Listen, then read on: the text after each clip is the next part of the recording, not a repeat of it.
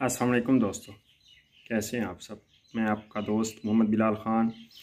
आज मैं आपकी खिदमत में एक मैदे का तक़वियत मैदा, जिनको मैदे की कमज़ोरी हो जाती है उसके लिए, और जिनको रीह बादी बनती रहती है उसके लिए एक ऐसी अक्सीरी गोलियां लेकर हाजिर हुआ हूँ। इंशाल्लाह जो इसको बनाएगा और इस्तेमाल करेगा, एक बार अगर इसको आप बना के रख लें तो फिर आपको ज़िंदगी में और किसी फक्की चूरन या इस तरह की मैदे की अद्वियात इस्तेमाल करने की ज़रूरत नहीं पड़ेगी। ये इस तरह का नुस्खा है। इंशाल्लाह इस तरह का नुस्खा आपको पहले कभी किसी ने बताया भी नहीं होगा और ना किसी ने यूट्यूब पर दिया होगा। ये जो नुस्खा है या ये जो गोलियां हैं, इन गोलियों के इस्तेमाल से अगर आपका मैदा बहुत ही ज़्यादा कमज़ोर है, खुराक बिल्कुल हज़म होती ही नहीं है और भूख नहीं लगती, मैदा में बहुत ज़्यादा ख़राबी है, री और अफारा सा बना रहता है, मैदे में हर वक्त आवाज़ें आना और कभी कहीं दर्द कभी कहीं दर्द, री की वजह से री का खारिज ना होना, हवा का खारिज ना होना, तो ये उन सब के लिए बहुत ही अच्छा और मियारी नुस्खा है। ये आपके हाजमा को इतना बढ़ा देगा, इतना मुश्किल कर देगा कि आपका खाया पिया चंद ही घंटों में हज़म हो जाएगा। ना सिर्फ हज़म होगा बल्कि जुज़्व बदन बनेगा और रीह को भी ये खारिज करेगा। इन गोलियों के बराबर की गोलियां या इस मैदे के नुस्खे के बराबर का नुस्खा आपको और कहीं भी नहीं मिलेगा। और ये ना सिर्फ मैदे पे काम करता है, आपको अगर थकावट, सुस्ती, चुस्ती का ना होना, काम करने को दिल ना करना, तो ये आपके जिस्म को एक्टिव करेगा, बहाल करेगा, आपके जिस्म की चुस्ती को बहाल करेगा, सुस्ती को ख़त्म करेगा। मर्दाना कमज़ोरी के लिए भी ये बहुत अच्छा इसका काम है, रिज़ल्ट है। और ख़ासकर ये मैदे के लिए ही है। मैदे की क़ुव्वत को बढ़ाता है, ग़िज़ा को हज़म करता है और उसको जुज़्व बदन बनाता है। तो इसको बनाने के लिए जो सबसे पहले आपको चीज़ चाहिए वो आपने हींग ले लेनी है। ये देख लें, ये असली हीरा हींग आपने लेनी है। इसकी स्मेल बहुत ज़्यादा तेज़ होती है, अगर आप इसको किसी कमरे में भी रख देंगे तो उधर आपका बैठा नहीं जाएगा, इसकी इतनी ज़्यादा तेज़ स्मेल होती है। ये आपने जो इसका मेन जुज़ है वो ये हींग ही है। ये आपने लेनी है 4 तोले। उसके बाद आपने सुंड लेनी है खुश्क की हुई, ये देख लें। तो ये आपने 2 तोले लेनी है। खाने वाला नमक मैंने इधर नहीं रखा हुआ, बाद में डाल लूँगा नुस्खे में। खाने वाले नमक का हर किसी को पता है कि कौन सा होता है, नमक लाहौरी भी इसको कहते हैं, जो आम सालन में इस्तेमाल होता है, वो आपने लेना है। उसके बाद नमक स्याह लेना है, ये नमक स्याह पड़ा हुआ है, ये आपने लेना है। ये भी आपने 2-2 तोले लेने हैं। सुंड, खाने वाला नमक और नमक स्याह, ये आपने 2-2 तोले लेने हैं। उसके बाद जो है आपने लौंग लेने हैं, पान की जड़ हो गई वो लेनी है, मिर्च स्याह लेनी है, फिलफिल दराज, छोटी इलायची के बीज और कबाबा चीनी। ये जो कबाबा चीनी है ये इस तरह काली मिर्च के तरह ही होती है, सल्द चीनी भी इसको बोलते हैं। तो ये आपने असली लेनी है, इसमें 2 नंबर भी होती है।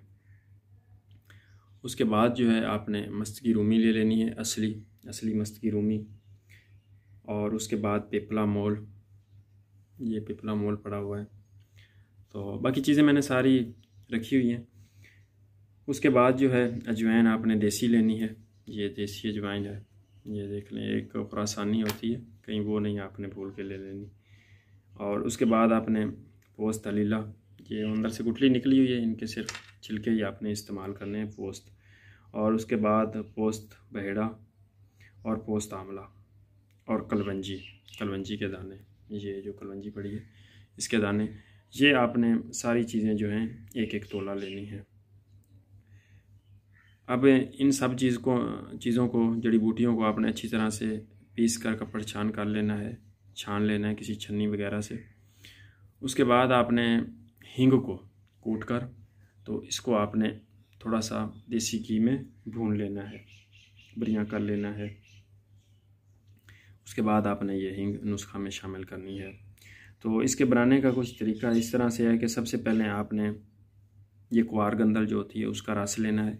जितना भी ये आपका मिक्सचर सा बन गया या पाउडर बन गया उसमें वो रस डाल के, तो रस इतना डालना है कि थोड़ा सा आधा इंच तक ऊपर रहे, अद्वियात के ऊपर रहे, और उसको धूप में रख देना है। जब वो रस आपका क्वार गंदल का खुश्क हो जाएगा तो उसके बाद आपने इसमें लीमू का रस डाल देना है।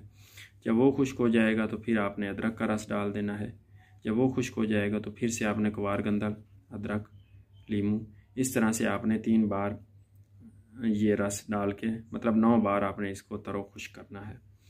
उसके बाद आपने इसकी चने के बराबर गोलियां बना लेनी है।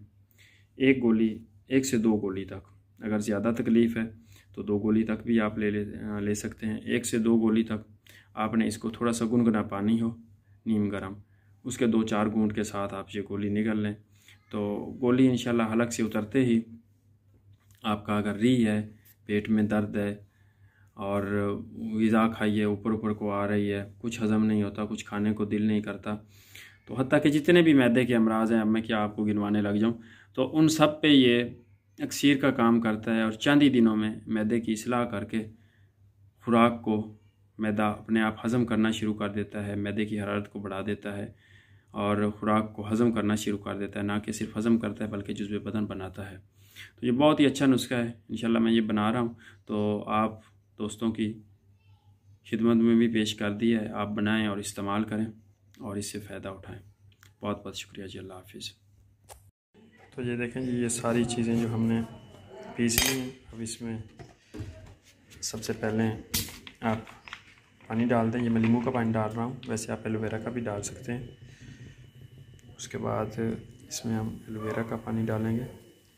पानी इतना डालना है कि ये थोड़ा सा ऊपर रहे आपकी दवाई के ना, उसको अच्छी तरह से आपने मिक्स कर लेना है। जब ये खुश्क हो जाएगा तो फिर आपने इसमें एलोवेरा का पानी डालना है। उसके बाद जो है अदरक का, फिर इसी तरह से नींबू का, फिर एलोवेरा का, फिर अदरक का, इसी तरह से 3 बार आपने पानी डाल के तरो खुश्क करना है इसको।